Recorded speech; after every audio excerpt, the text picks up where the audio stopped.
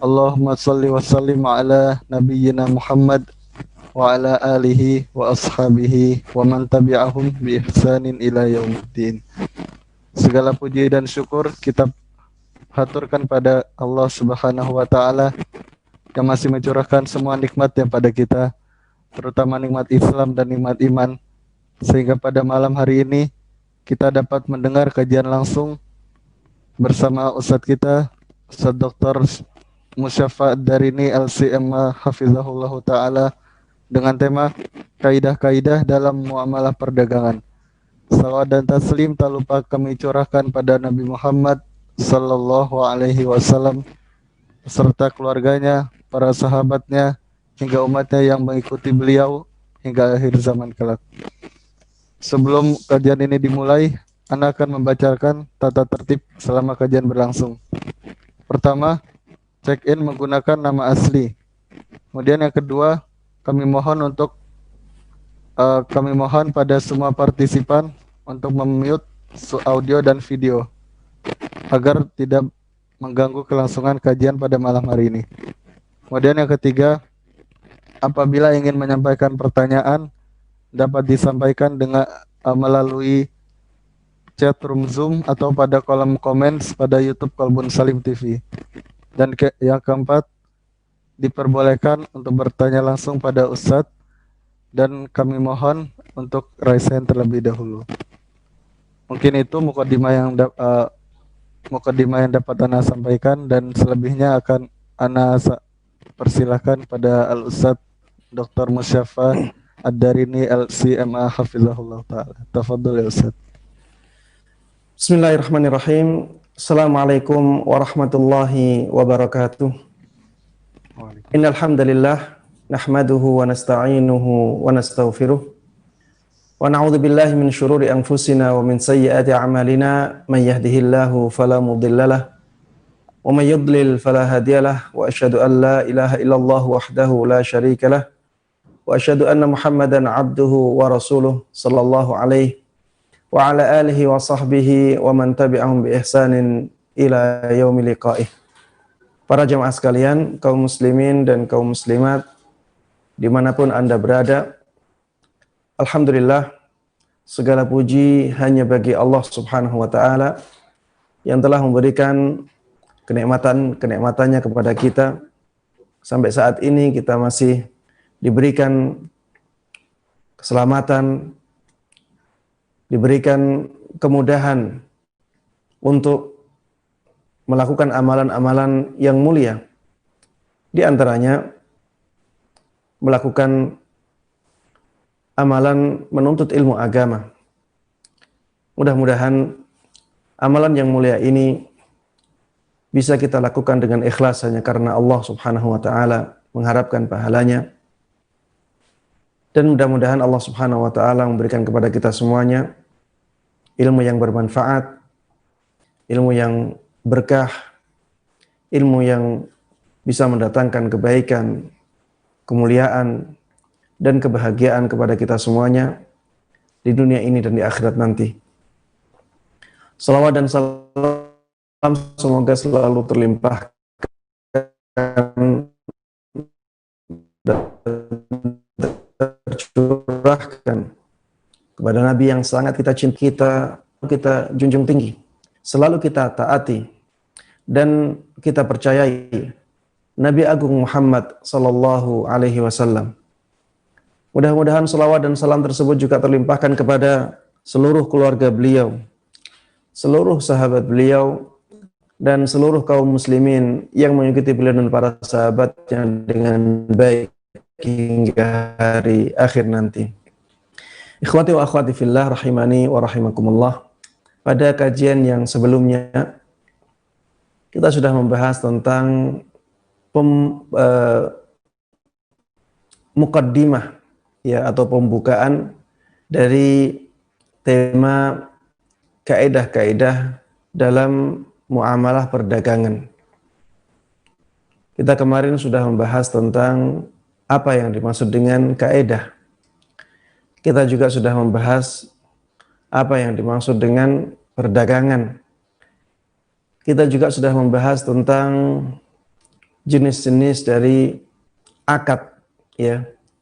Dan mudah-mudahan kita masih ingat ya apa yang kita bahas pada kajian yang sebelumnya. Pada kesempatan kali ini kita akan membahas kaidah yang pertama yang disebutkan oleh Syekh Sulaiman ibn Salimullah Ar-Ruhaili hafizahullahu taala dalam kitab beliau Al-Qawaid Al-Muta'alliqah bil Buyu', Al-Qawaid Al-Kulliyah Al-Muta'alliqah bil Buyu', kaidah-kaidah umum yang berkaitan dengan jual beli. Kaidah yang pertama ini berbunyi al-aslu fil buyu' al-ibahah. Pada asalnya jual beli itu dibolehkan. Pada asalnya jual beli itu hukumnya boleh. Apa yang dimaksud dengan perkataan pada asalnya dalam kaidah ini? Yang dimaksud dengan perkataan pada asalnya adalah hukum asal. Dan kaidah yang harus terus kita pegang teguh. Al-aslu, ya, di dalam kaidah ini bermakna al-qaidah al-mustamirrah. Kaidah yang harus kita pegang teguh. Kaidah yang terus berjalan harus kita pegang teguh, itulah hukum asal. Pada asalnya jual beli itu hukumnya mubah. Itulah kaidah yang harus kita pegang teguh. Apa yang bisa kita dapatkan dari kata-kata hukum asal atau kata-kata pada asalnya atau kata-kata kaidah yang harus kita pegang teguh terus? Di sini kita mendapatkan banyak faedah dari kata-kata al-aslu yang bisa kita artikan pada asalnya, bisa juga kita artikan kaidah yang harus kita pegang teguh. Faedah yang pertama yang bisa kita ambil dari kata-kata ini adalah bahwa orang yang berpegang teguh dengan hukum asal tidak diminta untuk mendatangkan dalil. Orang yang berpegang teguh dengan hukum asal, maka dia tidak wajib mendatangkan dalil. Makanya tidak dituntut untuk mendatangkan dalil pada apa yang dia katakan apabila sesuai dengan hukum asal. Karena itulah yang harus dia pegang teguh pada asalnya. Kalau ada orang yang mengatakan jual beli ini boleh, maka tidak boleh kita mengatakan kepada dia atau tidak tepat kita katakan kepada dia apa dalil bahwa jual beli itu boleh. Karena di situ dia berpegang teguh dengan kaidah asal. Di situ dia berpegang teguh dengan hukum asal. Memang hukum asalnya jual beli itu boleh. Sehingga tidak pas kalau dia diminta untuk mendatangkan dalil. Yang diminta untuk mendatangkan dalil adalah orang yang menyelisih hukum asal ini. Orang yang tidak sesuai dengan kaidah asal. Itulah yang harus dimintai atau dituntut mendatangkan dalil. Makanya apabila ada dua orang yang berbeda pendapat, yang satu mengatakan jual beli itu hukumnya boleh, yang satu mengatakan jual beli itu hukumnya haram, dan mereka membicarakan satu jenis jual beli yang sama. dua orang ini berbeda pendapat. Maka yang dimintai dalil bukan orang yang mengatakan bahwa jual beli itu hukumnya boleh. Tapi yang harus dimintai dalil adalah orang yang mengatakan bahwa jual beli itu hukumnya haram. Kenapa? Karena yang mengatakan jual beli itu boleh, dia sesuai dengan hukum asal. Memang pada asalnya jual beli itu dibolehkan. Adapun yang mengatakan jual beli itu haram, kenapa dituntut untuk mendatangkan dalil? Karena dia menyelisih hukum asal. Ya, karena dia menyelisih hukum asal. Hal ini seperti misalnya ketika kita sudah yakin bahwa hadis itu bisa dijadikan sebagai dalil. Kemudian ada dua orang yang berbeda pendapat. Hadis ini tidak bisa dijadikan dalil. Yang lain mengatakan hadis itu bisa dijadikan dalil. Maka yang kita tuntut untuk mendatangkan bukti bahwa hadis itu tidak bisa dijadikan dalil, ya, yang harus kita tuntut untuk mendatangkan dalil adalah orang yang mengatakan bahwa hadis itu tidak bisa dijadikan dalil. Karena pada asalnya hadis itu bisa dijadikan sebagai dalil atau sandaran hukum. Misalnya dengan mengatakan, oh hadis ini lemah. Hadis ini lemah. Bukti bahwa hadis ini lemah adalah demikian. Ketika alasannya kuat, maka kita terima.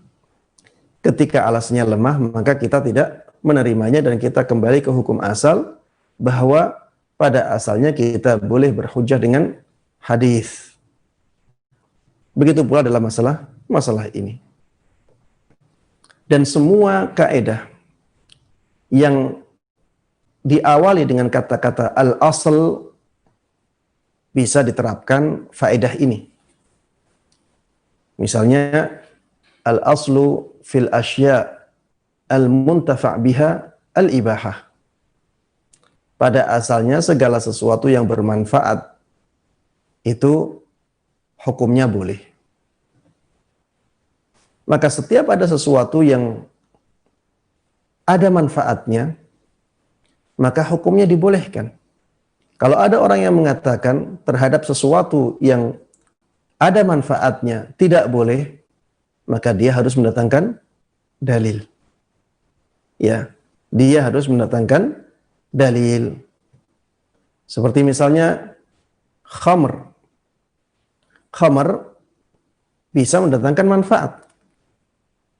Bahkan dikatakan oleh Allah Subhanahu wa taala, "Qul fihima itsmun kabir wa manafi'u lin-nas." Pada khamr dan perjudian itu ada dosa besar dan banyak manfaat untuk manusia. Berarti khamr itu ada manfaatnya. Bahkan dikatakan di situ banyak manfaatnya.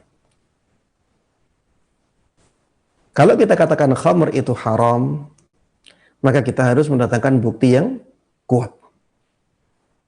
Dan alhamdulillah dalam syariat Islam ada dalil yang mengatakan haramnya khamr dengan tegas.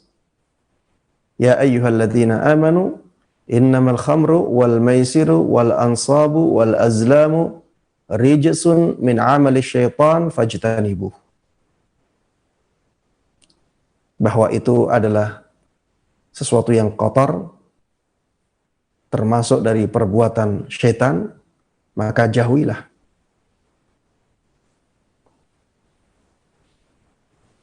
Ini menunjukkan bahwa khamr itu haram. Karena Allah Subhanahu wa ta'ala memerintahkan manusia untuk menjauhinya. Rasulullah sallallahu alaihi wasallam dahulu juga telah bersabda, kullu muskirin khamrun wa kullu khamrin haram. Setiap yang memabukkan itu adalah khamr. Dan khamr itu haram.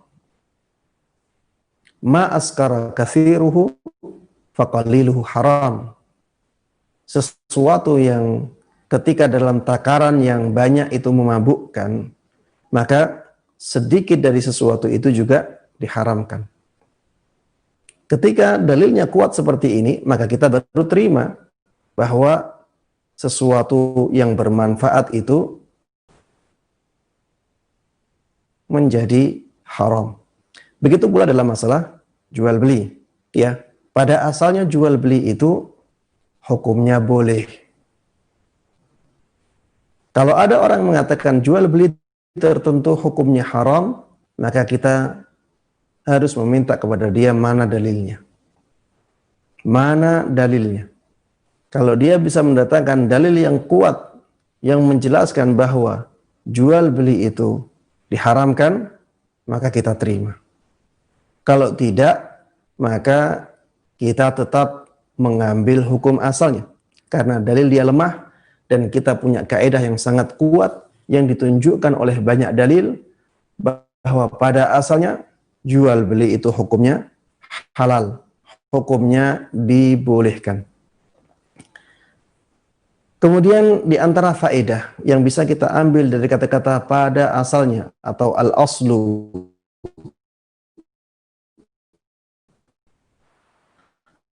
atau kaidah yang harus kita pegang teguh, bahwa dengan kata-kata ini, kata-kata afal, banyaknya masalah-masalah percabangan. Ketika kita sudah tahu hukum asalnya, maka kita tidak perlu menghafal masalah-masalah yang banyak yang dicakup oleh kaidah ini. Ini juga sesuatu yang sangat bermanfaat bagi kita. Dan ini fungsi dari kaidah secara umum demikian. Ketika kita sudah hafal satu kaidah, maka kita tidak perlu menghafalkan masalah-masalah yang menjadi contoh atau cakupan kaidah itu. Yang perlu kita hafal adalah masalah-masalah yang keluar dari kaidah itu. Yang perlu kita hafalkan adalah masalah-masalah yang disebutkan oleh para ulama tidak bisa diterapkan kaidah itu padanya. Karena biasanya masalah-masalah yang seperti ini sedikit. Itulah yang mungkin untuk kita hafal. Adapun menghafal masalah-masalah yang dicakup oleh suatu kaidah ini sangat sulit sekali dan itu akan sangat memberatkan. Dan itu akan menghilangkan fungsi dari menghafal kaidah. Ya, fungsi dari menghafal kaidah adalah bisa menjawab ya kasus-kasus yang dicakup oleh kaidah itu dengan berbagai macam variasinya. Sehingga kita tidak perlu menghafal masalah-masalah yang dicakup oleh kaidah itu. Yang perlu kita hafalkan atau yang perlu kita ingat adalah masalah-masalah yang keluar dari kaidah itu padahal mirip ya dengan masalah-masalah yang lain yang dicakup oleh kaidah itu. Faedah yang ketiga yang disebutkan oleh Syekh Sulaiman Ar-Ruhaili ketika menjelaskan kata al-asl pada asalnya adalah bahwa kata-kata itu memberikan kita pengertian bahwa hukum asal itu kadang-kadang harus ditinggalkan. Hukum asal itu kadang-kadang harus ditinggalkan. Memang pada asalnya demikian. Tapi karena ada pengaruh-pengaruh yang lain, maka harus ditinggalkan. Ya. Dan ini banyak ya. Banyak contoh-contoh dari keadaan ini. Misalnya ketika kita katakan al-aslu fil buyu al-ibahah. Pada asalnya jual beli itu dibolehkan. Kemudian ada orang jual beli tapi ada tipu menipu di dalamnya. Ada tipu menipu di dalamnya. Maka hukum asal ini harus kita tinggalkan. Hukum asal ini harus kita tinggalkan. Kemudian kita beri hukum sesuai dengan keadaan yang ada pada kasus jual beli tertentu itu. Oh, kalau jual beli ini ada tipu menipunya, berarti menjadi haram. Ya, kita tinggalkan hukum asal di sini. Kenapa? Ya karena memang hukum asal itu masih bisa dipegang teguh. Ketika keadaannya tidak normal, maka kita harus meninggalkannya. Misalnya ada orang jual beli barang KW, tapi dia mengatakan bahwa itu barang yang ori. Padahal sebenarnya KW. Dia tidak menampakkan bahwa itu KW. Dia menampakkan itu ori. Dan dia menjualnya dengan harga yang murah sehingga orang tertarik. Di sini ada tipu menipu. Di sini ada tadlis, ya. Menyembunyikan sesuatu yang tidak disukai oleh pembeli. Menampakkan sesuatu yang disukai oleh pembeli. Yang tidak disukai oleh pembeli tidak ditampakkan. Di sini ada tadlis dan ini menyelisihi amanah. Ya, ini mengkhianati pembeli.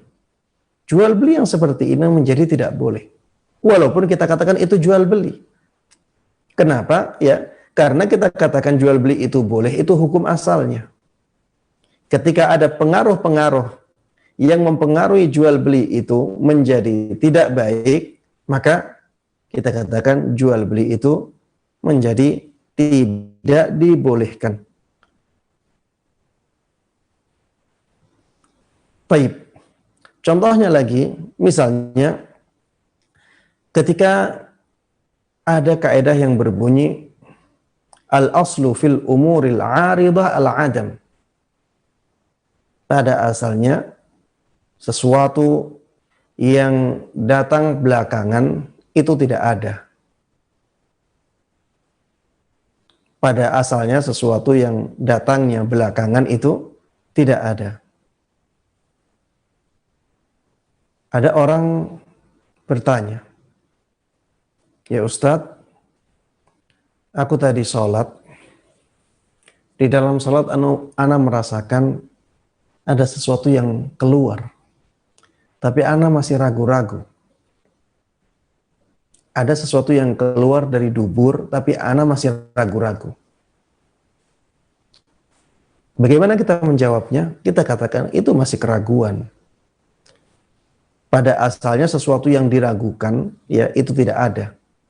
Asalnya tadi tidak ada sesuatu itu. Kemudian ada keraguan sesuatu itu ada. Sesuatu itu keluar. Kita katakan sesuatu yang keluar itu adalah sesuatu yang datangnya belakangan. Tadinya tidak ada itu. Kalau masih diragukan, maka kita berpegang teguh pada hukum asal. Hukum asalnya hal itu tidak ada. Taib. Kita katakan sholatnya masih sah. Orang ini akhirnya pulang ke rumah. Pulang ke rumah, dia ke toilet, mohon maaf, dia buka celana dalamnya. Ternyata dia melihat ada warna kuning, pertanda ada sesuatu yang keluar memang ketika dia sholat. Bagaimana apabila kasusnya seperti ini? Apabila kasusnya seperti ini, kita katakan sholatnya menjadi tidak sah. Kenapa? Karena kita tadi mengatakan bahwa al-asl, pada asalnya sesuatu yang datangnya belakangan itu tidak ada. Ternyata di kasus ini, ternyata ada bukti bahwa itu memang ada. Sesuatu yang datang belakangan itu nyata adanya. Maka kita harus meninggalkan hukum asal. Kita harus meninggalkan hukum asal di sini karena ternyata itu tidak diragukan lagi keberadaannya. Sehingga kita katakan berarti sholatnya batal. Ya, berarti sholatnya batal. Kalau misalnya orang ini sampai ke rumah, ke toilet, mohon maaf dia membuka celana dalamnya tidak ada apa-apanya, maka kita hukumi dengan hukum asal, tidak ada. Sehingga sholatnya sah. Ya, ini yang bisa kita ambil dari kata-kata al-asl. Ketika dikatakan pada asalnya sesuatu itu mubah, maka ada 3 faedah tadi. Faedah yang pertama, ya, bahwa orang yang berpegang teguh pada hukum asal tidak dituntut untuk mendatangkan dalil. Yang dituntut untuk mendatangkan dalil adalah orang yang menyelisih hukum asal. Faedah yang kedua, kita tidak perlu menghafal masalah-masalah yang sangat banyak yang dicakup oleh kaidah itu. Faedah yang ketiga, ya, bahwa ketika kita katakan hukum asalnya demikian, maka di situ ada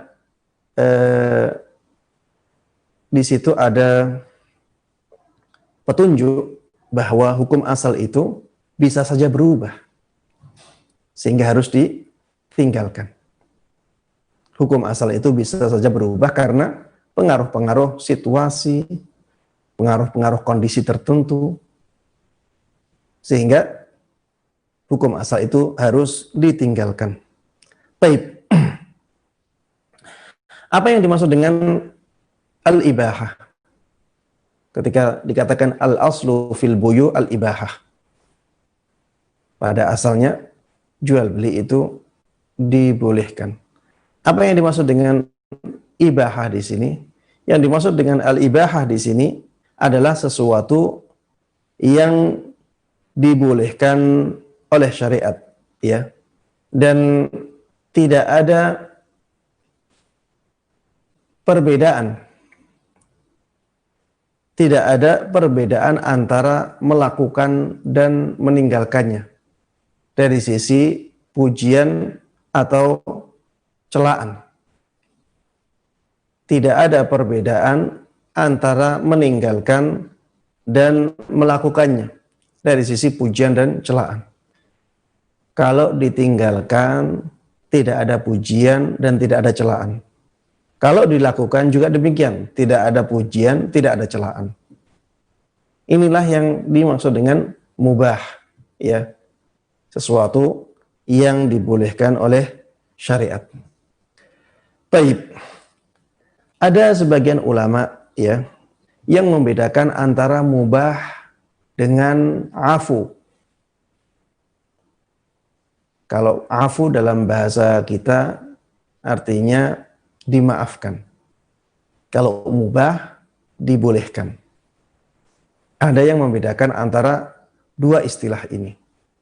Ya, dengan mengatakan bahwa sesuatu yang mubah itu yang dijelaskan oleh syariat tentang kehalalannya. Sesuatu yang mubah itu sesuatu yang dijelaskan oleh syariat tentang kehalalannya. Seperti misalnya wa ahallallahu al-bai'a.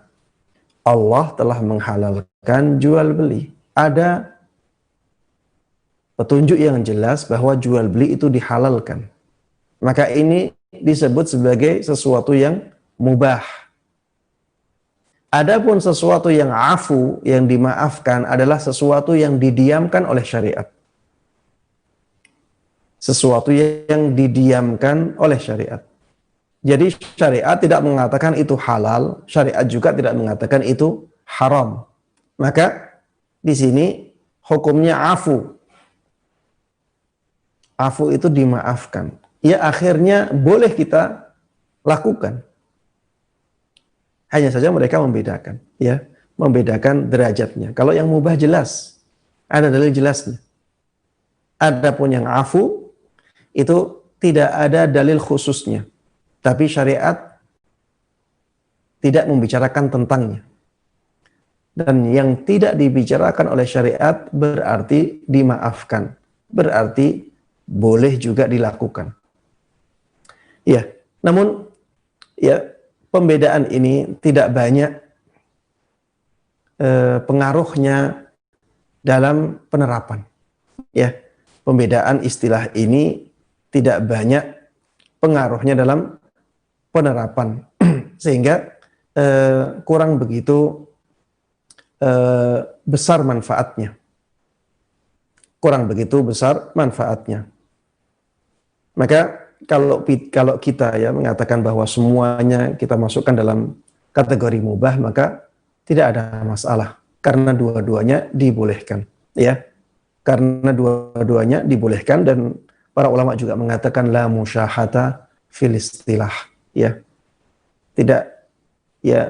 Tidak boleh dipermasalahkan dalam masalah perbedaan istilah, ya.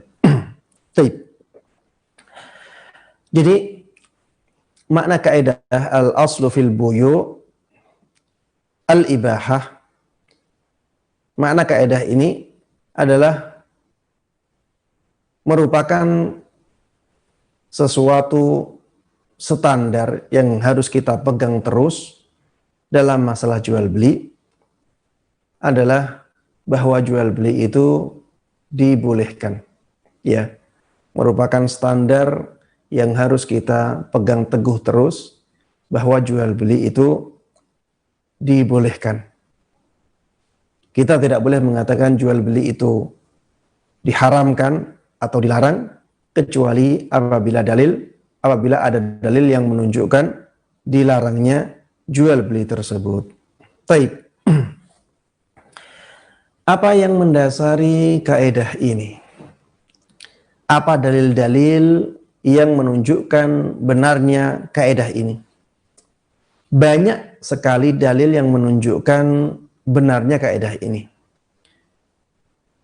Yang pertama adalah dalil-dalil yang menunjukkan bolehnya jual beli, ya. Dalil-dalil yang menunjukkan bolehnya jual beli itu menunjukkan bahwa pada asalnya jual beli itu dihalalkan, ya. Semua dalil yang menunjukkan bolehnya jual beli secara mutlak itu bisa menjadi dalil kaidah kita. Pada asalnya jual beli itu dihalalkan. Seperti misalnya firman Allah Subhanahu wa taala di dalam surat Al-Baqarah ayat 275, wa ahallallahu al-bai', dan Allah telah menghalalkan jual beli. Di sini ada kata-kata al-bai'. Dalam bahasa Arab ya, itu termasuk di antara lafal yang menunjukkan keumuman makna. Termasuk di antara lafal yang menunjukkan keumuman makna adalah lafal al atau huruf al. Dan di ayat ini dikatakan al-bai', wa ahallallahu al-bai'. Berarti artinya Allah telah menghalalkan seluruh jual beli. Allah telah menghalalkan semua bentuk jual beli. Dan ini menunjukkan bahwa semua jual beli itu pada asalnya hukumnya dibolehkan. Kita tidak boleh mengharamkan suatu bentuk jual beli kecuali ada dalil yang menunjukkan haramnya jual beli tertentu. Termasuk di antara dalil yang menunjukkan bolehnya jual beli secara mutlak adalah firman Allah Subhanahu wa taala di dalam surat An-Nisa. Ya ayyuhalladzina amanu la ta'kulu amwalakum bainakum bil batil illa an takuna tijaratan an taradim minkum. Wahai orang-orang yang beriman, janganlah kalian saling memakan harta di antara kalian dengan cara yang batil, kecuali dengan jual beli yang kalian lakukan suka sama suka. Ya, kecuali jual beli yang kalian lakukan atas dasar saling rela. Jual beli yang kalian lakukan atas dasar saling rela, ya, ini menunjukkan bahwa jual beli itu pada asalnya dibolehkan. Karena Allah Subhanahu wa taala tidak membatasi bentuk jual beli di sini. Bentuk perdagangan di sini tidak dibatasi oleh Allah Subhanahu wa taala. Allah hanya mensyaratkan adanya saling rela dalam melakukan perdagangan itu. Maka ini menunjukkan bahwa semua perdagangan itu dibolehkan asalkan dilakukan atas dasar saling rela. Maka ketika ada jual beli, ada perdagangan yang dilakukan oleh dua orang atas dasar saling rela, maka kita tidak boleh mengharamkannya kecuali ada dalil yang menunjukkan hal tersebut. Taib. Di antaranya yang menunjukkan bolehnya jual beli secara mutlak atau perdagangan secara mutlak adalah sabda Nabi kita Muhammad sallallahu alaihi wasallam, "Innamal bai'u an taradin." Sesungguhnya jual beli itu dibolehkan apabila dilakukan atas dasar saling rela. Ya, sesungguhnya jual beli itu dibolehkan apabila dilakukan atas dasar saling rela. Ini menunjukkan bahwa jual beli itu apabila dilakukan atas dasar saling rela, suka sama suka, maka pada asalnya dibolehkan. Kalau ada yang mengatakan bahwa itu dilarang, maka dia dituntut untuk mendatangkan dalil yang mengharamkannya. Termasuk di antara dalil yang menunjukkan bolehnya jual beli secara mutlak adalah kenyataan bahwa Rasulullah Shallallahu Alaihi Wasallam dalam banyak kesempatan melakukan jual beli, ya, tanpa mencari dalil yang membolehkannya secara khusus. Begitu pula para sahabat Nabi Muhammad Shallallahu Alaihi Wasallam, mereka biasa melakukan jual beli tanpa harus merujuk kepada Rasulullah Shallallahu Alaihi Wasallam untuk menanyakan hukum jual beli tertentu. Tapi mereka berjual beli biasa, ya. Itu menunjukkan bahwa pada asalnya hukum jual beli itu dibolehkan. Makanya para sahabat melakukan hal itu, ya, tanpa harus merujuk dulu kepada Rasulullah Shallallahu Alaihi Wasallam dengan menanyakan misalnya jual beli yang seperti ini bagaimana, apabila keadaannya seperti ini bagaimana. Mereka tidak harus bertanya dulu kepada Rasulullah Shallallahu Alaihi Wasallam tentang bentuk jual beli tertentu, ya, karena mereka memegang teguh hukum asalnya. Hukum asal dari semua bentuk jual beli itu dibolehkan. Kemudian ijma' para ulama juga menunjukkan bolehnya jual beli secara mutlak, ya. Sebagaimana dinukil oleh Imam Ibnu Qudamah rahimahullahu taala, dinukil oleh Imam Nawawi rahimahullahu taala dan ulama-ulama yang lainnya. Dalil yang kedua yang menunjukkan bolehnya jual beli secara mutlak adalah dalil-dalil atau yang bisa menjadi dasar dari kaidah ini adalah dalil-dalil yang menunjukkan bahwa pada asal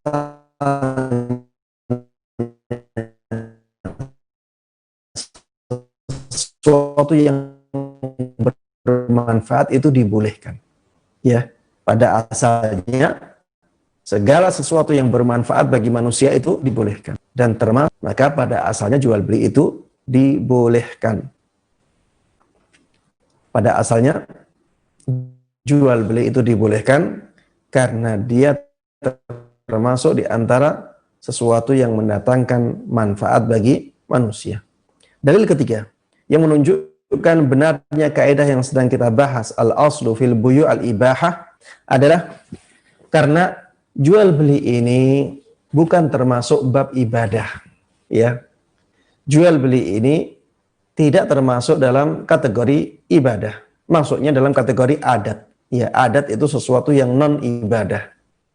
Adat dalam konteks ini maknanya adalah segala sesuatu yang non ibadah.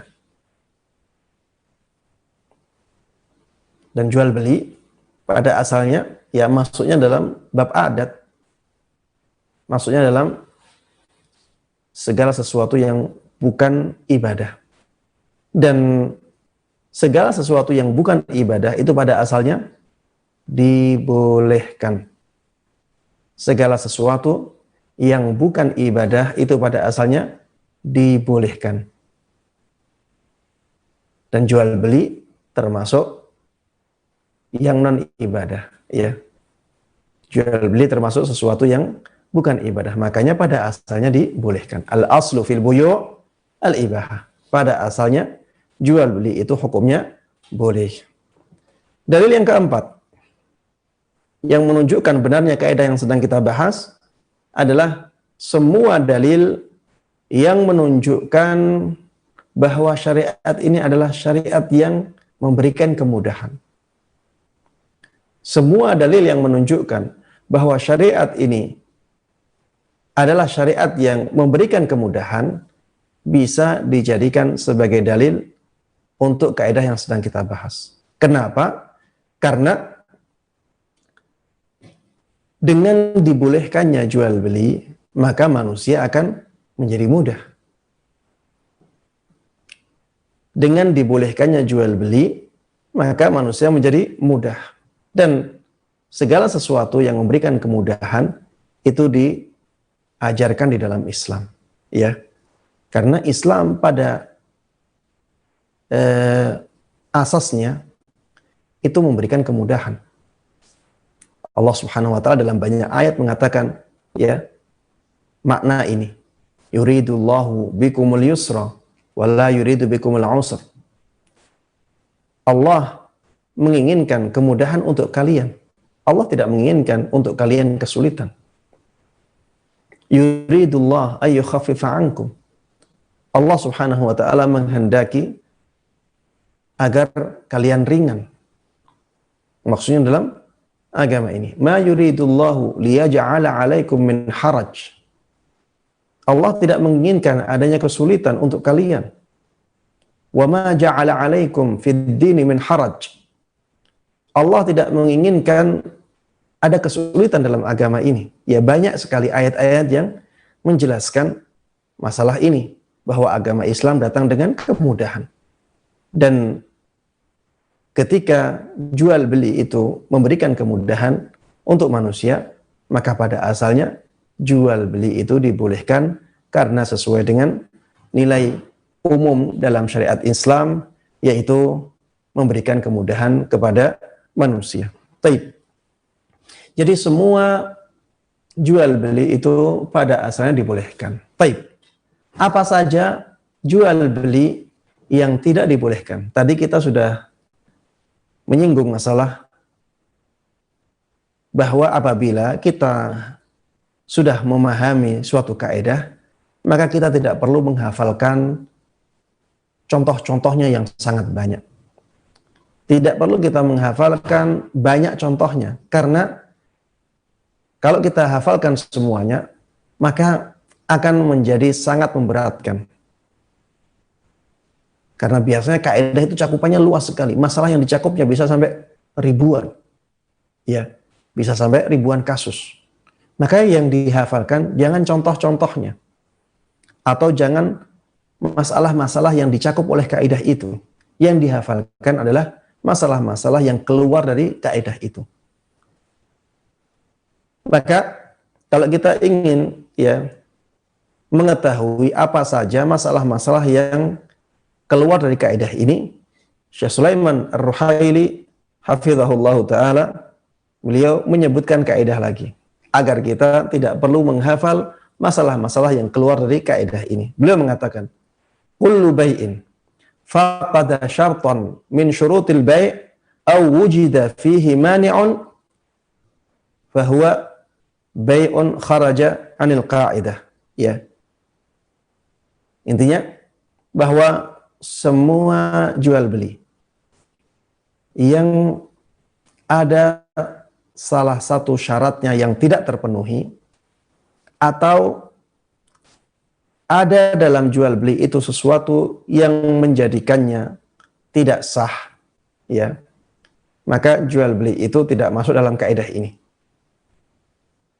Semua jual beli yang ada di antara syarat-syaratnya yang tidak terpenuhi, atau ada unsur yang menjadikannya tidak sah, maka jual beli tersebut tidak masuk dalam kaidah ini. Ya, intinya bahwa pada asalnya jual beli itu dibolehkan kecuali jual beli yang syarat-syaratnya tidak terpenuhi, ya.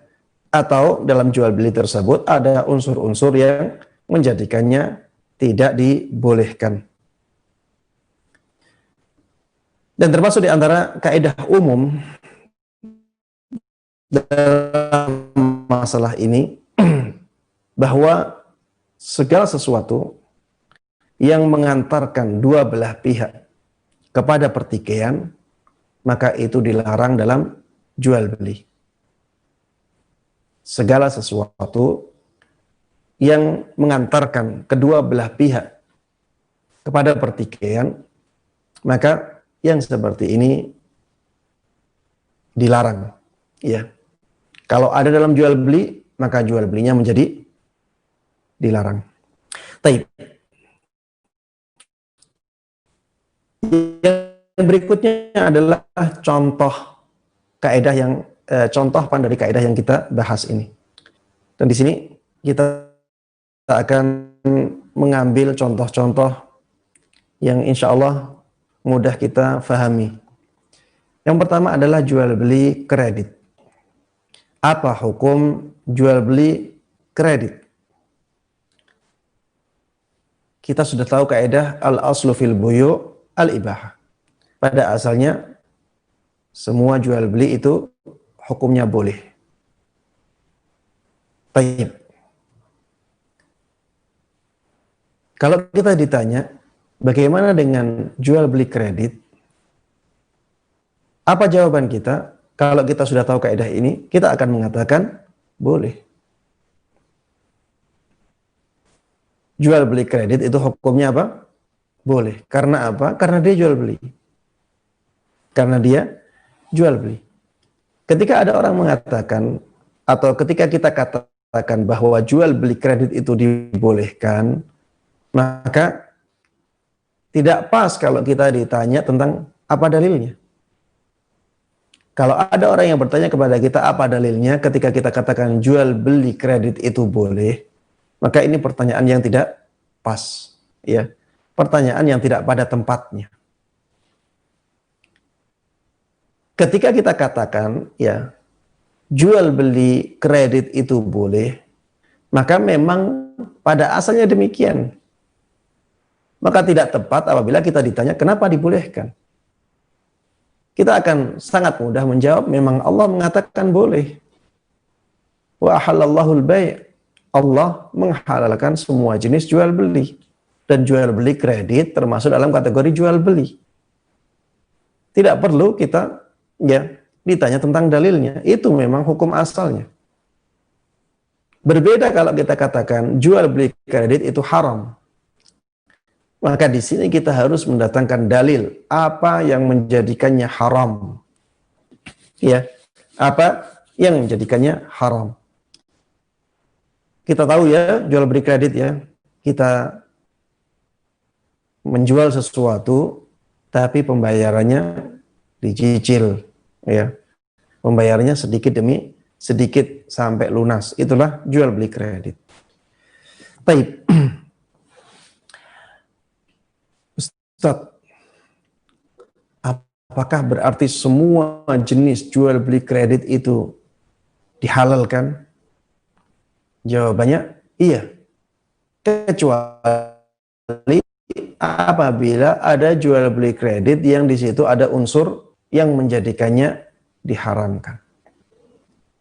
Seperti misalnya, ya, ada orang datang kepada penjual emas. Ada orang datang ke toko emas. Kemudian penjual toko mengatakan emas ini kalau cash harganya 5 juta. Kalau kredit harganya 7 juta. Bolehkah seperti ini? Dia mengatakan, saya beli kredit aja yang 7 juta. Kredit selama misalnya setengah tahun. setengah tahun jadi 7 juta. Taib. Kalau kita ditanya bagaimana hukum jual beli ini, maka kalau orang ya baru tahu kaidah ini, dia akan mengatakan boleh-boleh saja. Pada asalnya kan semua jual beli dibolehkan. Tapi ternyata pada keadaan seperti ini ada sesuatu yang mengharamkannya. Apa sisi yang mengharamkannya? Kita sampaikan. Jual beli ini diharamkan. Ya. Kenapa? Karena ada sesuatu yang menjadikannya haram. Apa itu? Karena ini benda ribawi. Ini komoditas riba. Emas itu termasuk komoditas riba. Uang juga demikian, termasuk komoditas riba, dan ilahnya sama. Ilahnya sama, yaitu bisa dijadikan sebagai standar harga. Bisa dijadikan sebagai standar harga. Emas bisa dijadikan sebagai standar harga, begitu pula uang yang dikiaskan kepada emas. Sehingga di sini harus yadan biyadin. Pembayaran tidak ada pembayaran secara kredit, tapi harus cash, harus kontan di awal. Ya, maka jual beli kredit emas ini menjadi tidak boleh. Memang pada asalnya jual beli itu boleh, tapi pada kasus ini menjadi tidak boleh karena ada unsur atau ada sisi yang menjadikannya tidak boleh. Inilah yang tadi kita sudah singgung ya, bahwa kata-kata pada asalnya itu memberikan isyarat bahwa hukum asal itu bisa saja nanti ditinggalkan ketika ada sesuatu yang mempengaruhi hukum asal itu. Seperti ini. Pada asalnya jual beli kredit itu dihalalkan, iya. Tapi ketika ada sesuatu yang mempengaruhi jual beli ini menjadi tidak boleh, maka kita harus tinggalkan hukum asalnya. Apa yang mempengaruhinya di sini? Sisi ribanya. Di sini ada riba. Kalau yang satu kontan, yang satu tidak kontan. Karena ini ya riba dalam jual beli. Karena dua-duanya komoditi riba, maka dua-duanya komoditi riba dan ilahnya sama, maka di situ ya harus ada yadan biyadin. Ya pembayaran harus dilakukan secara kontan. Makanya ya jual beli emas tidak boleh secara online.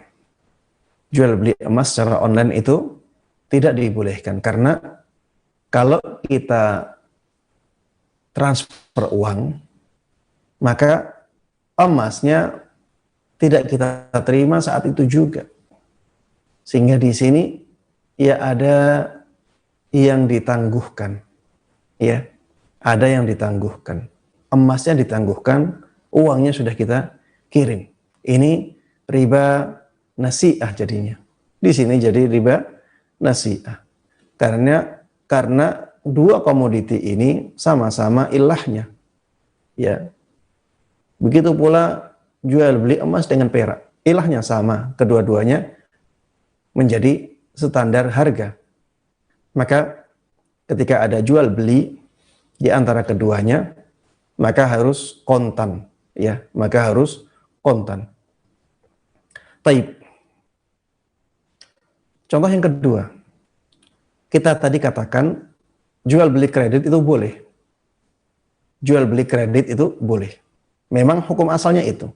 Tapi kalau misalnya ada orang jual beli kreditnya caranya tidak sesuai dengan syariat. Misalnya, dia mengatakan, saya jual mobil saya ini. Kalau kamu beli cash, maka harganya 200 juta. Kalau kamu beli kredit selama setahun, harganya menjadi 210 juta. Kalau kamu kreditnya selama 3 tahun, maka jadinya 230 juta. Silahkan kamu memilih. Akhirnya orang ini milih jual beli kredit. Sudah kredit saya tidak punya uang ya 200 juta cash. Akhirnya dia beli kredit, tapi tidak menentukan harga mana yang dia pilih. Penjual juga membebaskan, silahkan. Kalau nanti kamu bisa melunasi dalam waktu setahun, berarti harganya 210 juta. Kalau nantinya ternyata lebih dari setahun, ya, sampai 3 tahun, berarti nanti harganya jadi 230 juta. Bolehkah seperti ini? Kita katakan tidak boleh. Kenapa demikian? Ini kan jual beli kredit, Ustaz. Kenapa tidak boleh? Iya, karena di sini ada ketidaktetapan harga. Ya, jadi tidak ada harga yang tetap di sini. Mana harga yang diinginkan? Tidak ada harga yang jelas di sini. Apakah harganya 210 juta ataukah harganya 230 juta? Dan ini nantinya akan menjadikan dua belah pihak bertikai.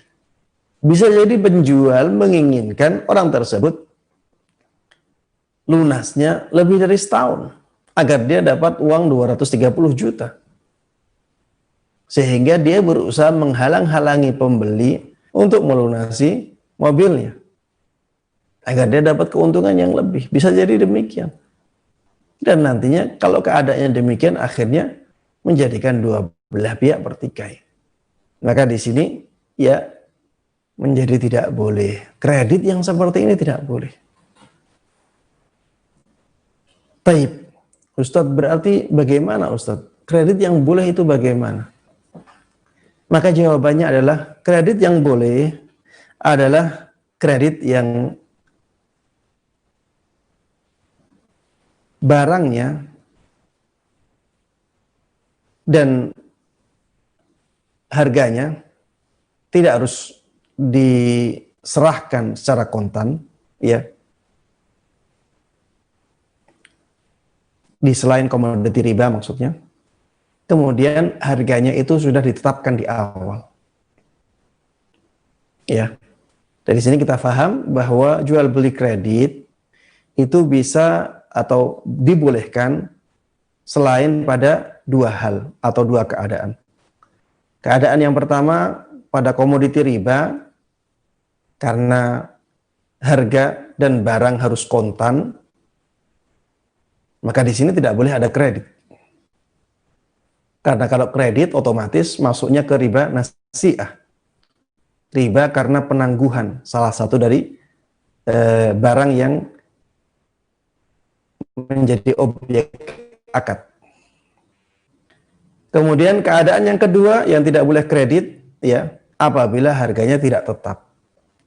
Sehingga kalau kredit harganya sudah tetap dan barangnya bukan komoditi riba, maka dibolehkan. Contohnya misalnya beli HP. Di akad dikatakan HP ini kalau dijual secara cash harganya 10 juta. Kalau dikredit selama 3 tahun harganya menjadi 15 juta misalnya. Kemudian pembeli mengatakan sudah saya kredit 3 tahun. Harganya 15 juta. Maka seperti ini dibolehkan, ya. Dan di antara syaratnya, harga tersebut tidak boleh berubah. Walaupun pembeli nantinya akhirnya telat dalam pelunasannya. Tidak boleh ada denda. Kalau nanti ada denda, maka masuknya riba. Ya, kredit yang seperti itu tidak dibolehkan. Ustadz, kalau tidak ada denda, nanti dia akan bermudah-mudahan. Nanti penjual yang dirugikan. Maka syariat di sini membolehkan adanya syarat tambahan. Kalau misalnya dia melihat banyak pembeli yang bermudah-mudahan ketika tidak ada denda, ketika telat membayar, maka silahkan dia memberikan syarat. Misalnya dengan mengatakan kalau misalnya selama 3 bulan cicilan tidak dibayar, maka penjual berhak menyita barangnya untuk dijual dengan harga pasaran, dan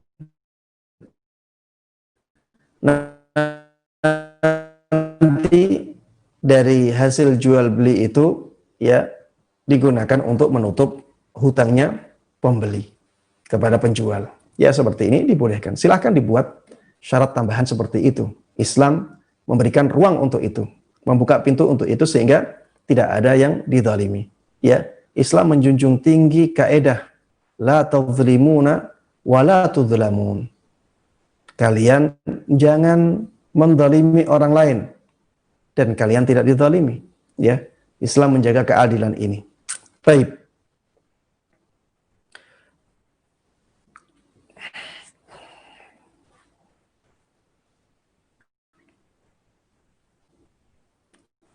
Contoh yang kedua, contoh penerapan kaidah yang kedua adalah bai'ul murabahah.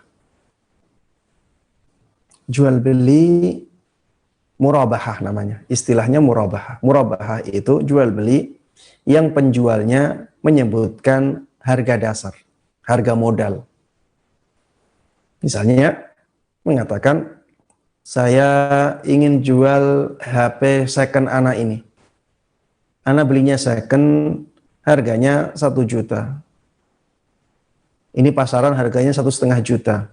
Saya sekarang ingin menjualnya 1,3 juta. Saya untung 300.000. Ini adalah contoh dari bai'ul murabahah. Bolehkah jual beli seperti ini? Jawabannya apa? Boleh. Bagaimana kita berdalil? Kita sebutkan saja kaidah yang sedang kita bahas pada kesempatan kali ini. Al-aslu fil buyu' al-ibahah. Hukum asal jual beli itu dibolehkan. Dan ini jual beli. Ya.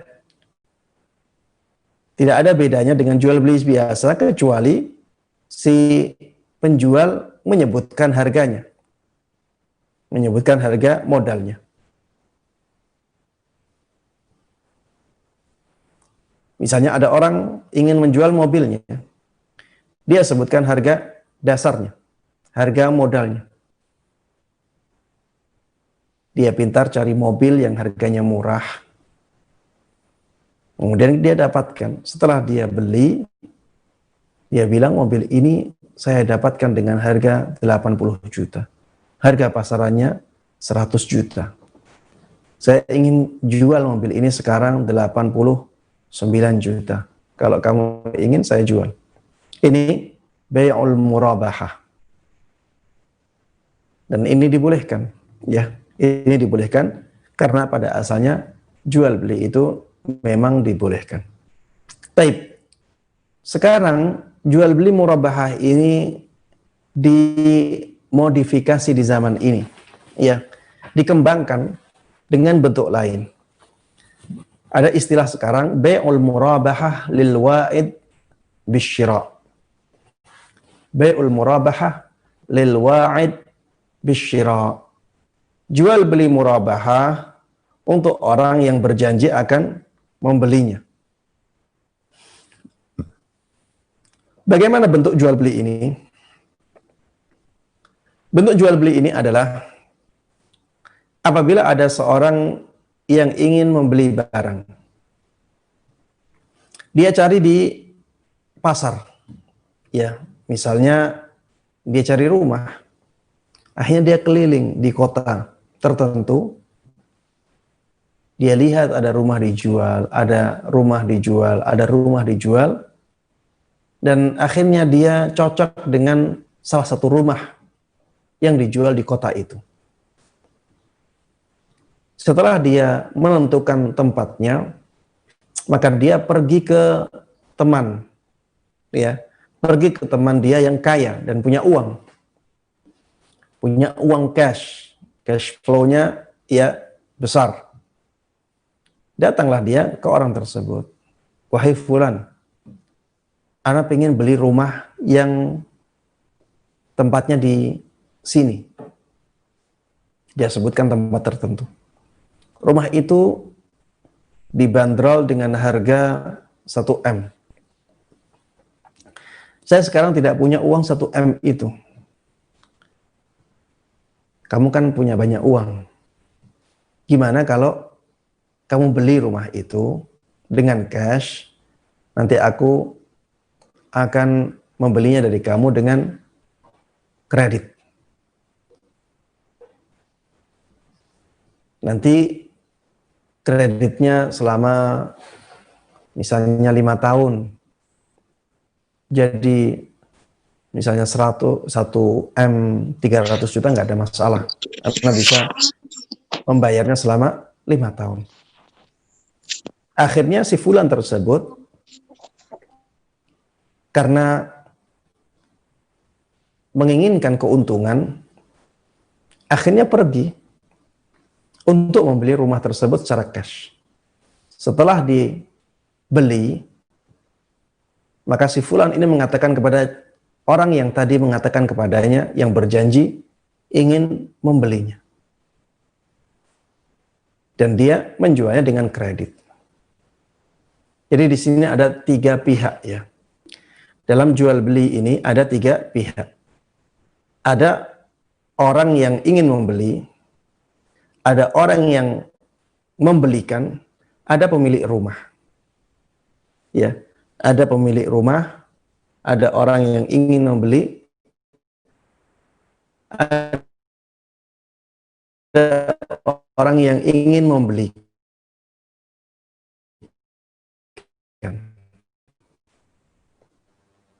Calon pembeli, calon pembeli mencari barang dulu.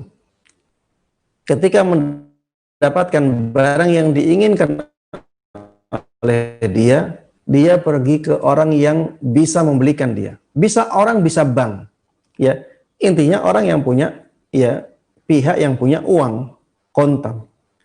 Kemudian pihak tersebut membelinya. Setelah membelinya, pihak tersebut menjualnya kepada orang yang berjanji ingin membelinya dari dia dengan cara kredit. Inilah bai'ul murabahah lil wa'id birsyira. Jual beli murabahah untuk orang yang berjanji ingin membeli. Kalau kita ditanya, apa hukum jual beli ini? Maka kita jawab dengan kaidah yang sedang kita bahas ini. Al-aslu fil buyu' al-ibahah. Hukum asal dari semua jual beli adalah dibolehkan. Baik. Apakah semua bentuk akad murabahah yang seperti ini dibolehkan? Maka jawabannya tidak. Kalau ada unsur-unsur yang menjadikannya haram, jadinya haram. Contohnya bagaimana, Ustaz? Contohnya adalah sebagaimana banyak dipraktekkan oleh bank-bank di zaman ini. Bank-bank di zaman ini, ya, bahkan bank-bank yang syariah pun banyak yang mempraktekkan jual beli ini dengan praktek yang akhirnya menjadi haram. Dengan praktek yang salah dan akhirnya menjadi haram. Mereka seringkali menjual barang yang belum dibeli oleh mereka. Mereka seringkali menjual barang yang belum menjadi milik mereka.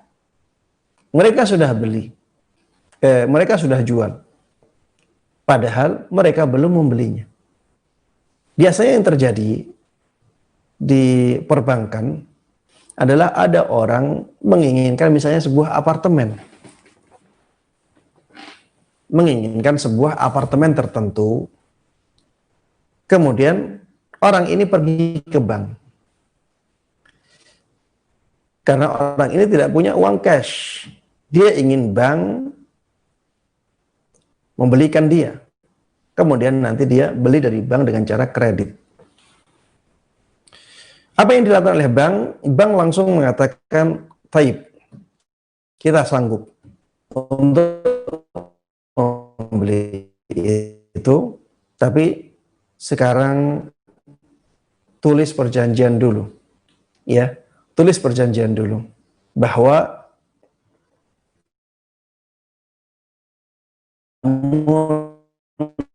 nanti akan membeli,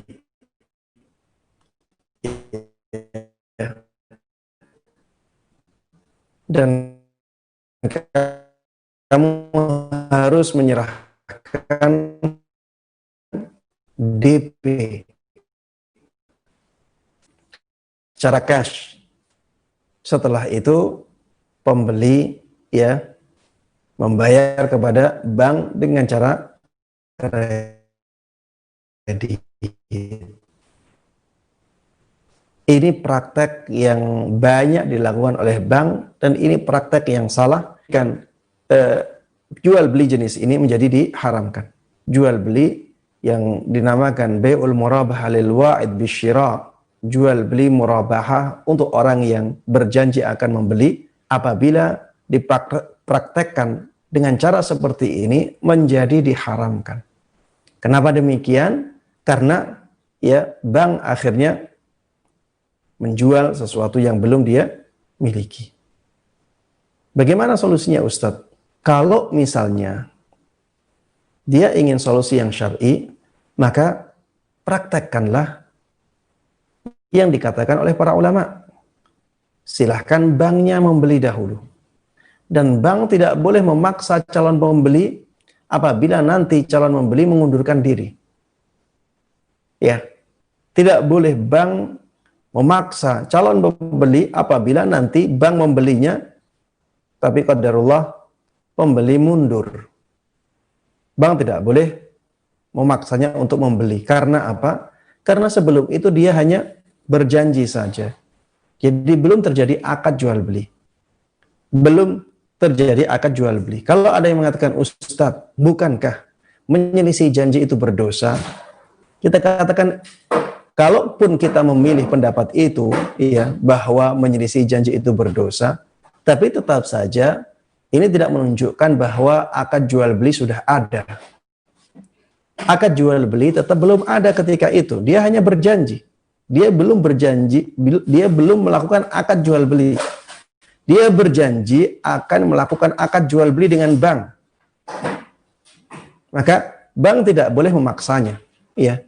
Kalau dia berdosa karena menyelisih janjinya itu antara dia dengan Allah Subhanahu wa taala. Tapi akad jual beli dengan bank belum terjadi. Ya. Akad jual beli antara bank dengan calon konsumen itu, calon nasabah itu belum terjadi di sini. Kalau ada yang mengatakan, "Ustadz, kalau seperti itu nanti bank akan banyak dirugikan.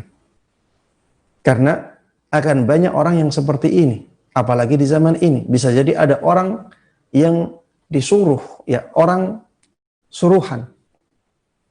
Memang dikirim untuk merusak bank tersebut. Agar bank tersebut rugi. Dikirimlah orang-orang seperti ini. Bagaimana solusinya, Ustaz? Baik. Apabila keadaan demikian, ada solusi. Solusinya, bank bisa mensyaratkan khiyar kepada pemilik rumah misalnya, atau pemilik apartemen. Ada khiyar syarat yang diberikan oleh syariat Islam. Silahkan bank mengatakan, "Saya beli apartemen ini dalam jangka waktu 10 hari. Kalau misalnya saya ingin mengembalikan, maka saya berhak untuk mengembalikannya. Dan saya bisa mengambil uang secara kontan." Bank punya hak untuk mengajukan syarat ini kepada pemilik apartemen. Apabila pemilik apartemennya setuju, maka silahkan dilakukan akad itu. Kalau tidak setuju, silahkan ngomong kepada calon nasabah atau calon pembeli. "Mohon maaf, rumah yang itu tidak bisa. Karena dia tidak mau menerima syarat khiyar. Karena dengan syarat khiyar ini, bank nantinya bisa tidak mengajukan syarat agar calon pembeli harus membeli apartemen tersebut setelah dibeli oleh bank. Dan apabila calon pembeli ini mundur, bank bisa mengembalikan rumah tersebut kepada penjual. Bank bisa mengembalikan apartemen itu kepada pemilik apartemen tanpa rugi sama sekali. Ya, ini ada solusi dari syariat Islam.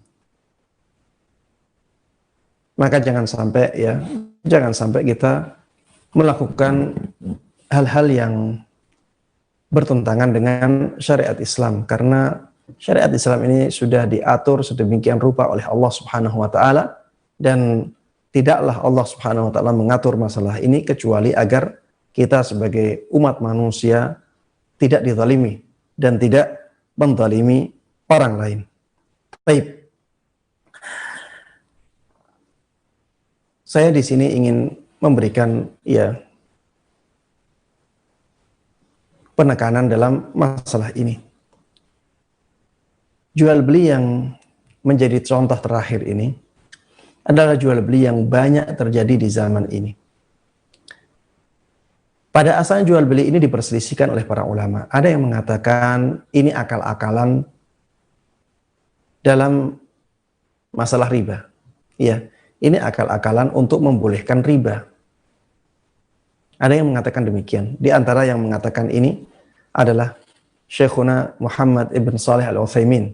Ya, beliau mengatakan jual beli yang bentuknya seperti ini itu akal-akalan untuk membolehkan riba. Maka ini haram. Ya, beliau sangat keras dalam mengharamkan model jual beli ini. Namun jumhur ulama, baik yang salaf maupun khalaf, ya, mereka membolehkan bentuk jual beli ini. Namun ketika mereka membolehkan, bukan berarti mereka membolehkan semua keadaannya. Bahkan di zaman ini, kebanyakan yang dipraktekkan oleh orang-orang yang melakukan jual beli ini adalah praktek yang salah, praktek yang sebenarnya diharamkan oleh Islam. Makanya berhati-hatilah dalam masalah ini, ya. Kalau kita ingin melakukan akad murabahah lil wa'id bisyira yang benar, maka perhatikan syarat-syaratnya. Misalnya yang pertama, tidak boleh ada pembayaran sebelum orang yang membelikan itu membeli barangnya. Tidak boleh ada DP. Apa yang dimaksud dengan DP? Ya. Yang dimaksud dengan DP konsekuensinya adalah terjadinya akad. Ya, dana awal ini ya harusnya tidak diserahkan sebelum adanya akad jual beli. Kalau ada keharusan menyerahkan dana di awal, itu menunjukkan bahwa akad jual beli sudah terjadi. Kalau penjualnya belum memiliki barang tersebut, maka di sini terjatuh dalam larangan membeli barang sebelum dimiliki. Kemudian setelah itu, ya ketika kredit, banyak yang ada dendanya. Di sini terjadi riba. Kalau telat ya membayar, maka ada riba. Ada denda. Denda itulah riba. Ya. Dan itu riba jahiliyah. Maka jangan sampai kita melakukan yang seperti ini. Ya, jangan sampai kita melakukan yang seperti ini. Kalau ada yang mengatakan, Ustadz, kalau kita tidak melakukan yang seperti ini, kapan kita punya rumah? Kapan kita punya rumah? Rumah setiap tahun akan naik terus nilainya. Maka kita katakan, sebenarnya apa bedanya sih? Kalau misalnya kita menabung, kenapa kita tidak mau menabung saja? Menabung dengan harga kredit, kenapa tidak mau? Ya. Kemudian setelah terkumpul kita bisa membeli dengan cash. Dan ini bisa kita lakukan. Misalnya ya, ada rumah dengan harga misalnya 1 M.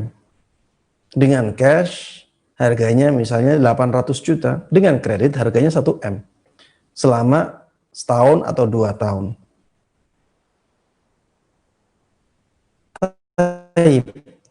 Kenapa kita tidak menyimpan uang kita? Kita targetkan misalnya kita punya target dalam 2 tahun atau 3 tahun punya uang 1 M 200 juta misalnya. Sudah targetkan saja itu selama 2 tahun. Nanti kalau sampai 2 tahun kita punya uang itu, kita bisa membeli rumah dengan cash. Walaupun harga rumah naik, tapi kan target kita di atas ya harga rumah itu. Dan kalau kita mampu seperti ini, kenapa tidak ya? Dengan seperti ini kita bisa menghindari akad-akad yang diharamkan. Kita selama itu bisa, misalnya kita ngontrak dahulu, ya kita sabar. Dan kesabaran kita dinilai oleh Allah Subhanahu wa taala. Itu mendatangkan pahala yang besar dari Allah Subhanahu wa taala karena kita bersabar dalam menjalankan syariatnya. Ya, demikian yang bisa Anda sampaikan dalam kesempatan kali ini. Mudah-mudahan bermanfaat bagi kita semuanya. Mudah-mudahan Allah berkahi ilmu kita dan mudah-mudahan Allah Subhanahu wa taala memberikan taufiknya kepada kita semuanya untuk bisa mengamalkan ilmu ini dengan baik dan mudah dan juga bisa menyebarkannya kepada orang lain. Amin amin ya rabbal alamin. Sallallahu wasallam wa baraka ala nabiyina Muhammadin wa ala alihi wa sahbihi wa man tabi'ahum bi ihsan ila yaumiddin. Alhamdulillahi rabbil alamin. Jazakumullahu khairan wa barakallahu fikum ya Ustadz atas penjelasan yang telah disampaikan. Kemudian kita masuk pada